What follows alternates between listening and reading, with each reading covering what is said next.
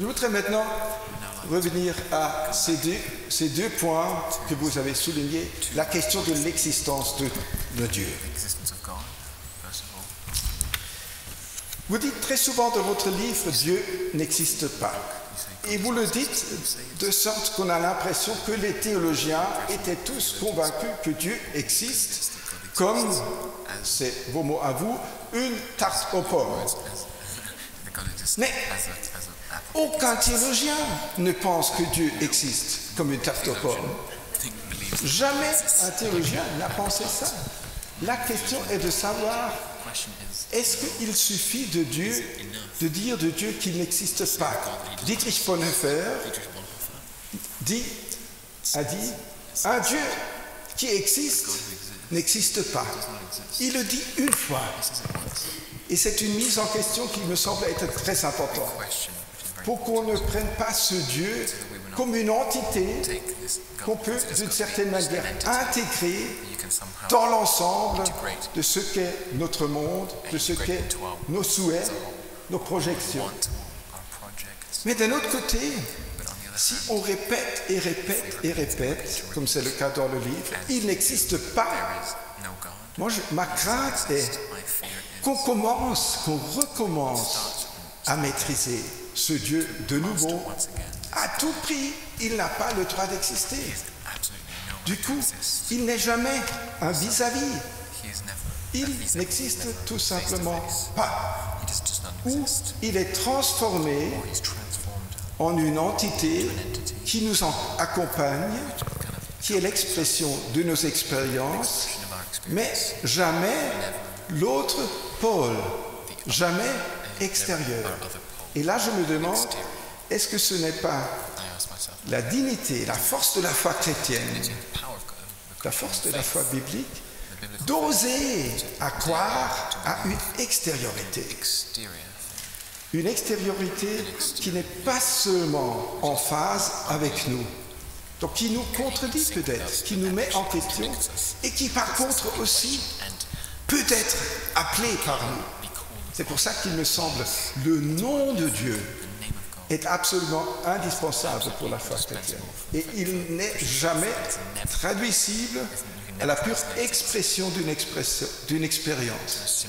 Le nom de Dieu, je suis qui je suis, je serai qui je serai, ce nom qui se donne, qui se révèle dans une révélation difficile, qui simplement empêche la maîtrise, étant même la révélation de Dieu qui se laisse appeler, qui est l'adressat de notre prière, de notre louange, mais aussi de notre plainte et de nos doutes.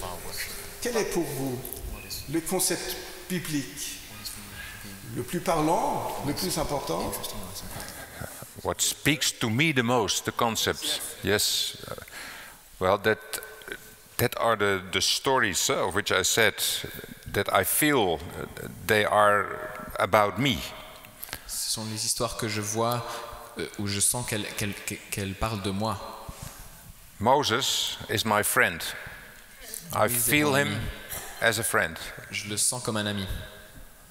And I can of course state that I am convinced that Moses never existed, but after I have said he is a friend, that is not important anymore, whether he existed or not. Je peux très bien dire que je suis convaincu qu'il n'a jamais existé, mais quand je dis c'est mon ami, ça rend la première affirmation pas importante.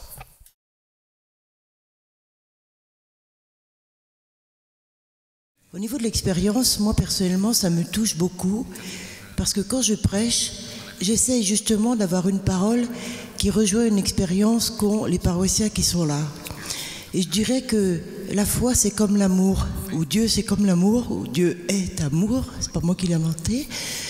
Et je dirais que moi, je n'ai compris l'amour que quand j'en ai fait l'expérience. Dans ma vie, avec mes parents, mon mari ou mes enfants. Et je rejoins ce que vous me dites, m'éclaire, et je pense qu'à partir de dimanche prochain, je vais prêcher autrement.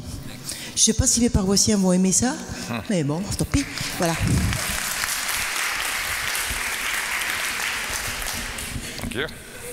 Alors, je m'appelle Yves Oltramar Et je veux vous dire que votre livre m'a absolument fasciné. Et en le lisant, j'avais un peu l'impression, je pensais au bon berger qui va chercher sa brebis perdue.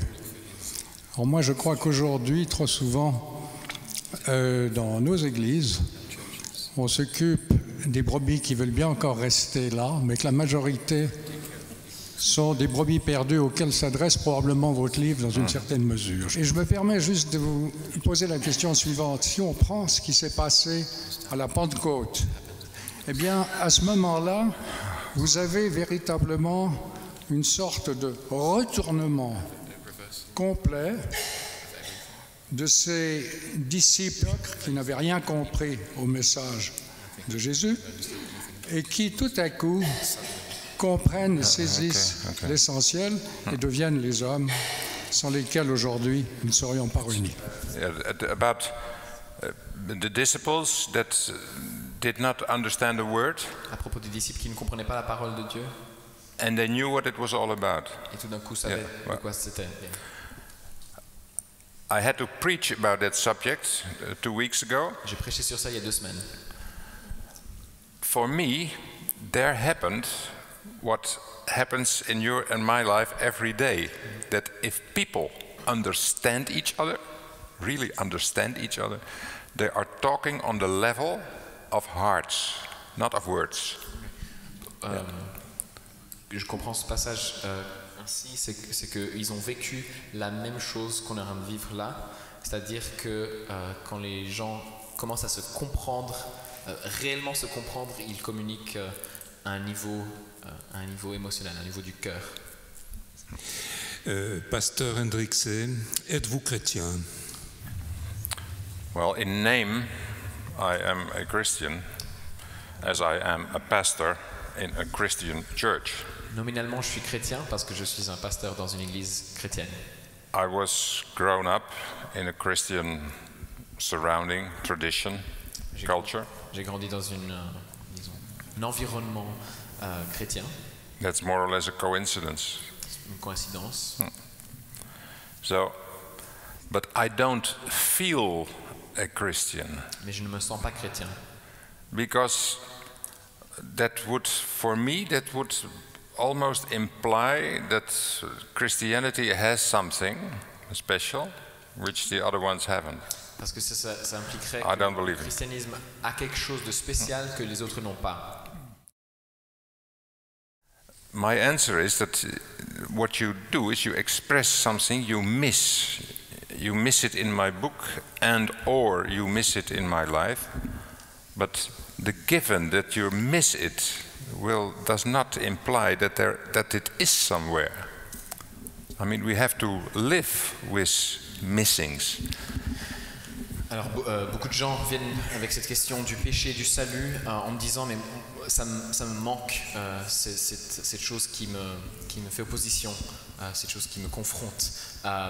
Et ma réponse à ça, c'est il y a beaucoup de choses dans votre vie qui vous manquent, mais ça ne veut pas dire qu'elles existent quelque part d'autre. My conviction is, that's not to creep out, my conviction is that my answer is irrelevant. Oui, ma conviction, c'est pas pour sortir de cette question justement, mais ma réponse c'est que ma réponse n'a aucune importance. If somebody says, I'm afraid for hell, and I tell him, don't be afraid, it's not necessary. Si quelqu'un me dit j'ai peur de l'enfer, je lui dis n'aie pas peur, c'est pas nécessaire. He's still afraid. Mais il a encore peur. So that nothing changes that being afraid. I can ask, and then it's totally different. Where does that come from? And then there comes a story of life. Oui, donc lui dire n'aie pas peur, ça ne va pas l'aider à ne pas avoir peur, mais je peux lui poser une question, d'où est-ce qu'elle vient ta peur? Et alors ça commence un raisonnement et on rebrousse le chemin dans sa vie. The question I have is about, I also had the pleasure to go to church in Middelburg.